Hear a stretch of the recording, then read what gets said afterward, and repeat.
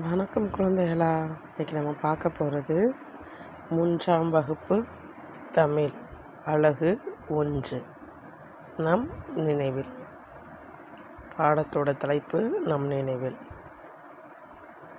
என்னை பற்றி இப்போது நான் இருக்கேன்னா என்னை பற்றி எல்லாமே எல்லாருக்கும் என்னை பற்றி இருக்க எல்லாத்தையும் நான் எல்லாத்தையும் சொல்லணும்ல. அந்த மாதிரி இப்போ உங்களை பற்றினா உங்களை பற்றினதை தான் நீங்கள் சொல்லணும். இப்போ இதில் என் பெயர்ன்றதில் அப்சா பானுன்னு எழுதியிருக்கேன். நீங்கள் உங்களோட புக்கு தானே, நீங்கள் படிக்கிறது எப்படி வரும் உங்களுக்கு? என் பெயர் அப்படின்னா அந்த இடத்துல உங்கள் பேர் எடுத்து எழுதணும். எனக்கு பிடித்தவரின் பெயர், எனக்கு பிடித்தவரோட பேர் எங்கள் அம்மான்னு எழுதியிருக்கேன்.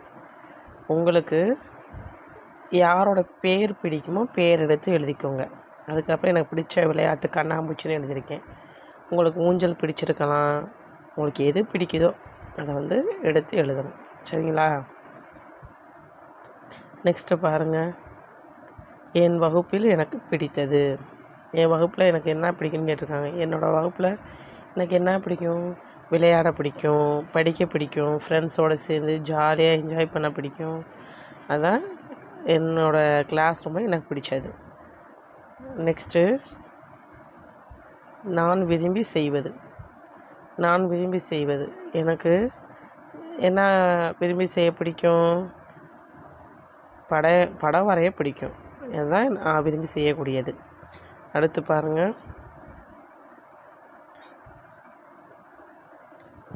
வகுப்பில் நீங்கள் எதை மாற்ற விரும்புகிறீர்கள் கேட்குறாங்க. நம்ம வகுப்பில் நமக்கு எதை மாற்றுறதுக்கு பிடிக்கும்? இப்போ நம்ம செப்பல் எல்லாமே நம்ம அடுக்கி வச்சுருப்போம்ல. செப்பல் நம்ம ஏற்பாடாக போட்டால் நல்லாயிருக்குமா? நல்லா அதாவது வரிசையாக அடுக்கி வச்சா அது நல்லாயிருக்கும்ல. அந்த மாதிரி சார்ட்டு இதெல்லாம் வாங்கி நம்ம எழுதி விட்டோம்னா இன்னும் அழகாக இருக்கும். அதை நம்ம மாற்றலாம். அதுக்கப்புறம் நீங்கள் எதை கற்றுக்கொள்ள விரும்புகிறீர்கள்னு சொல்லி கேட்டிருக்காங்க. நீங்கள் எதை கற்றுக்கணுன்னு ஆசைப்படுவீங்க? சில பேருக்கு கணக்கு பிடிக்கும், சில பேருக்கு அறிவியல் பிடிக்கும். நம்ம இந்த சப்ஜெக்ட் நல்லா கற்றுக்கணும் நம்மளை அறியாமல் நம்ம ஆசைப்படுவோம் இல்லையா? அந்த மாதிரி இப்போ நான் எனக்கு கணக்கு தான் கற்றுக்கணுன்னு ஆசை. அதனால நான் அதில் கணக்குன்னு எடுத்து எழுதியிருக்கேன். சரியா? இப்போ இதில் பாருங்கள். இன்று எனது உணர்வு. இன்று எனது உணர்வுனா இன்றைக்கி நான் ஸ்கூலுக்கு போகிறேன். ஸ்கூலுக்கு போகிற என்னோடய மனநிலைமை எப்படி இருக்கும்? சில பேருக்கு மகிழ்ச்சியாக கிளம்புவோம். சில பேர் இன்றைக்கி என்ன செய்ய போகிறாங்களோ, இன்றைக்கி என்னென்ன கொடுக்க போகிறாங்கன்னு தெரியலன்னா ஒரு ஆச்சரியமாக கிளம்புவோம். சில பேருக்கு வருத்தமாக இருக்கும். சில பேருக்கு அழுக வர மாதிரிக்கு இருக்கும். சில பேருக்கு அச்சமாக இருக்கும். அந்த மாதிரியெல்லாம் இருக்கும். நம்மளுக்கு எப்படி தோணுதோ அதுக்கு தகுந்த மாதிரிக்கு நம்ம என்ன செஞ்சுக்கணும்? மேட்ச் பண்ணிக்கணும். கேர்ள்ஸாக இருந்தீங்கன்னா கேர்ள்ஸோட படத்தில் மேட்ச் பண்ணிக்கோங்க. பாய்ஸாக இருந்தீங்கன்னா பாய்ஸோட படத்தில் மேட்ச் பண்ணிக்கோங்க. சரிங்களா? இன்றைக்கி உங்களோட உணர்வு எப்படி இருக்குன்னு சொல்லி பார்த்து அதுக்கு நேராக நீங்கள் மேட்ச் பண்ணிக்கணும். சரியா?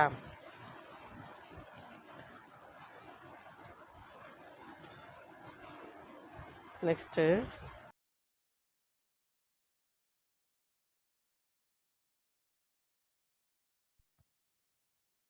எனக்கு பிடிக்கும். ஏன்னு நான் இப்போ என்னை எனக்கு ரொம்ப பிடிக்கும். அந்த மாதிரி உங்களாம் எல்லாத்துக்குமே அவங்கவுங்கள பிடிக்கும் தானே?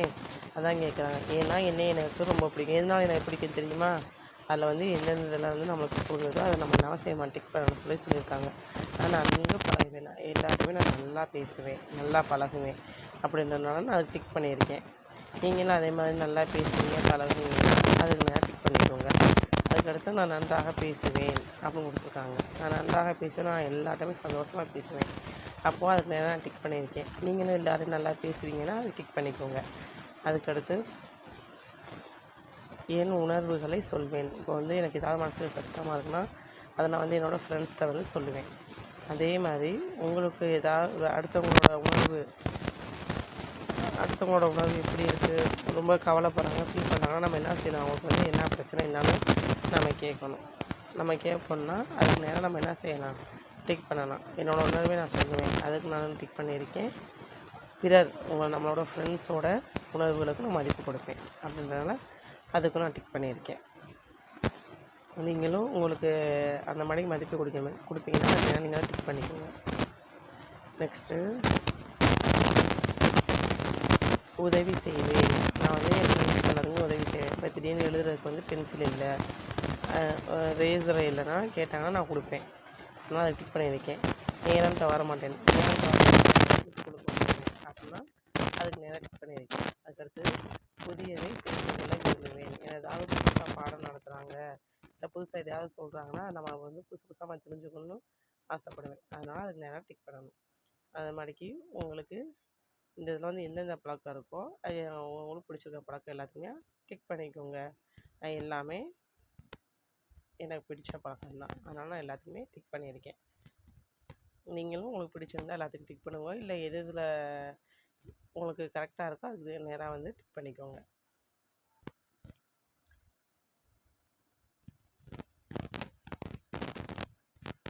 நெக்ஸ்ட்டு, நான் தனித்துவம் உடையவர், என்னைப் போல யாரும் இல்லை. நான் வந்து தனித்துவமாக இருப்பேன். யார் மாடிக்கு நான் இருக்க மாட்டேன், நான் தனியாக இருப்பேன். என்னை மாடிக்கு யாருமே இல்லை அப்படின்னு கொடுத்துருக்காங்க. இப்படிக்கு உங்களோட பேர் எடுத்து எழுதிக்கணும். இப்போ என்னோடய பேர் வந்து அப்சாபம். நான் என்னோடய பேர் எடுத்து எழுதியிருக்கேன். நீங்கள் உங்களோட பேர் எடுத்து எழுதிக்கோங்க.